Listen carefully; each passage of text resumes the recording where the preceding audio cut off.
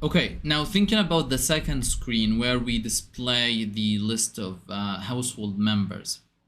And I know that to get these household members, we're going to use some elements, and then we're going to display these household members in a data table on that screen. So instead of going the path that we have been doing before, where we just going to add these elements in here and then eventually save it as a new flow to make it a subflow, let's go with the subflow right away. So what we need here is one element where we get the household members, and then a screen where we display those.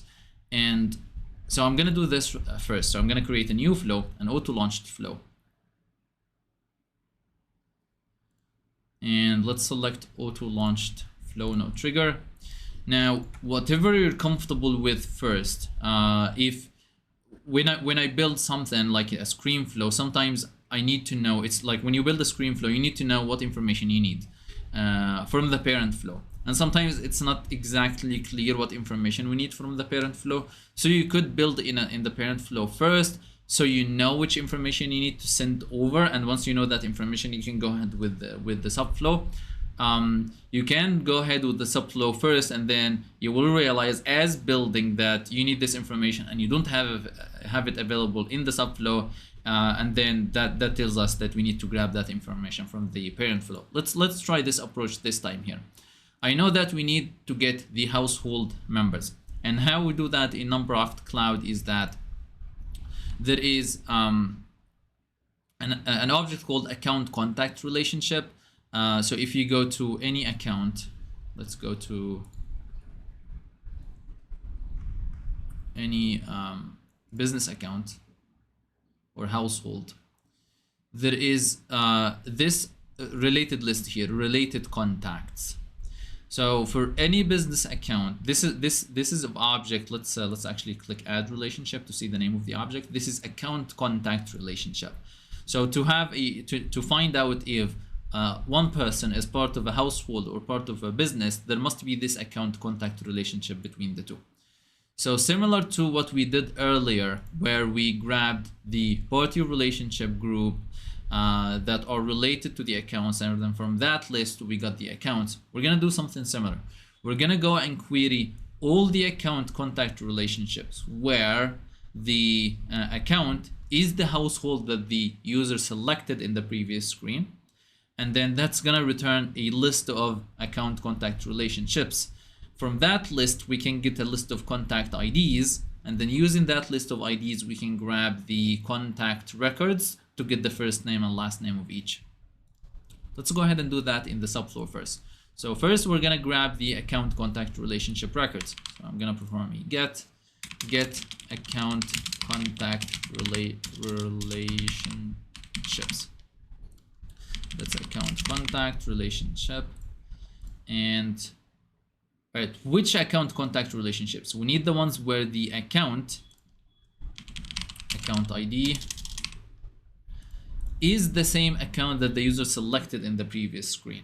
Now we find a piece of information that we don't have in the subflow, and we need to get from the parent flow. So we need to get the account ID from the parent flow. So we're gonna create a variable named account ID, and we make it available for input to receive that one from the parent flow, and then later we send it from the parent flow. So we're gonna create a new variable here, text variable selected household ID. And you know, like, okay, let's just keep it like that. And then we'll mark this available for input. Right now it's empty, but we know we're going to send this later on. And we need all of these account contact relationships. And then down here, choose fields and let Salesforce do the rest. We need, it automatically grabs the ID. And what we need is the contact ID. That's the piece of information that we need. Next, we're gonna need to collect all of these contact IDs. We have a list of account contact relationships, but we need a list of contact IDs instead. So we're gonna use the transform element to collect the contact IDs from that list. Another transform element, and then I'll just do the source and target data first. Here we need the source to be the relationships, and we need the target to be a collection of text, that's the list of IDs, and then we need to grab the contact ID and show it here. Remember, because we selected only these two fields to show up, we only see these two fields in here. If we made it, if we selected automatically store all fields, then we're gonna see a lot more in here.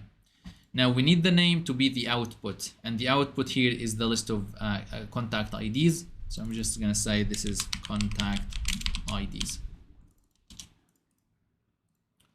Keeping the label and API name consistent. Right, now we're gonna go ahead and get these contacts, and because in Salesforce we have the concept of person accounts, so I can get the accounts instead. So I'm just gonna go and get accounts, or let's say get person accounts, and we're gonna go to the account object where the contact, you see now we have a person contact ID, is in that collection that we got earlier, contact IDs, and we need all of them. And on the contact object there is a bunch of fields. We only need first name and last name for now. Okay, okay, one more thing. We know that we need to send this list of person accounts to the parent flow to display them on the screen. So similar to what we did earlier, where we stored the households into a variable that we could send over to the parent flow, we're gonna send this person accounts to the parent flow. Previously we selected choose fields and assign variables. We're just gonna change things a little bit this time and store them in a variable. Record collection variable, that's the contacts. Let's just say contacts. Record, let's say person accounts, because we're selecting the account object here, and that's a collection available for output. And let's assign the person accounts that we got from this query into that collection variable.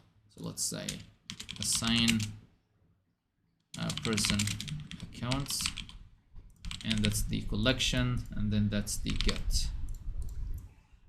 A cool thing about subflows is that, you see, because we don't have that get households, when I search for get, it only shows me the get person accounts. So I don't have to look at all of these different gets, which one is the one that I need. Right, so this is the person accounts. We got them from the get, and then we stored them into this person accounts, and we marked this person accounts record variable as available for output. Let's save this. Let's name it subflow.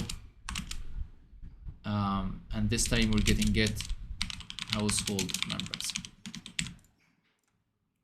Let's activate this one, and let's go back to the parent flow, and let's add it here. We're gonna need to refresh.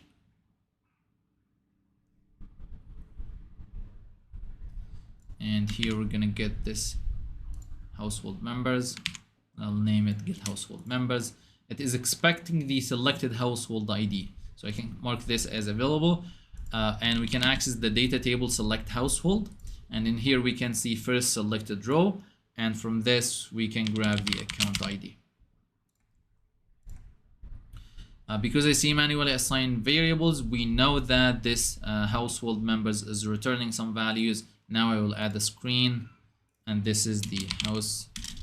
Let's say select participant screen. Hiding the header, hiding pause. And let's keep everything else. Let's add a data table here. Data table.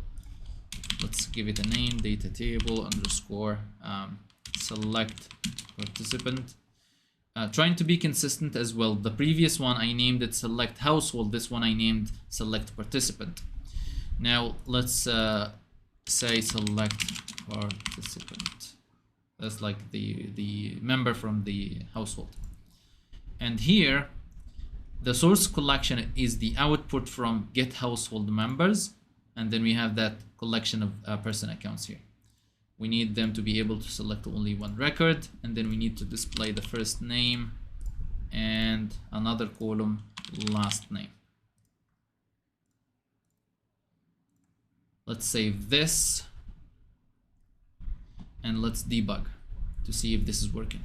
You see how organized it is already, like having too many elements or having this. And we can debug each one of those subflows independently. Let's do this. Right. We know that this is working, and I know that we had some household members in this alpha account, so I'm going to select this one. And looks good. It's grabbing the participants, and the participants are showing up, so we know that this is working so far.